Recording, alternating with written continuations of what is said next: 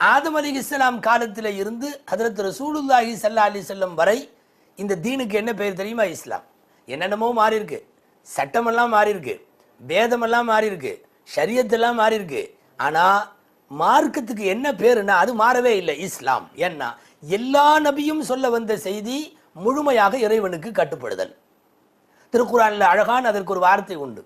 இப்ராஹிம் அலி இஸ்லாமத்தை பார்த்து அல்லாஹ் சொல்றான், இது கால லஹு ரப்புஹு அஸ்லிம், முழுமையா கட்டுப்படு அப்படின்னு சொல்றான் இப்ராஹிம் அலி இஸ்லாத்திட்ட. உடனே அவங்க சொல்றாங்க, கால அஸ்லம் துலி ரப்பில் ஆலமீன், ரப்புல் ஆலமீனுக்கு நான் முழுமையாக பணிந்து விட்டேன், என்னை ஒப்படைத்து விட்டேன், நான் சரணாகதி ஆகிவிட்டேன். இதெல்லாம் இஸ்லாமுங்கிற வார்த்தைக்கு அர்த்தம். நம்ம இஸ்லாம் அப்படின்னு சொன்னா சும்மா முஸ்லிமின் பேர் வைக்கிறதல்ல, முழுமையாக கட்டுப்படுதல்.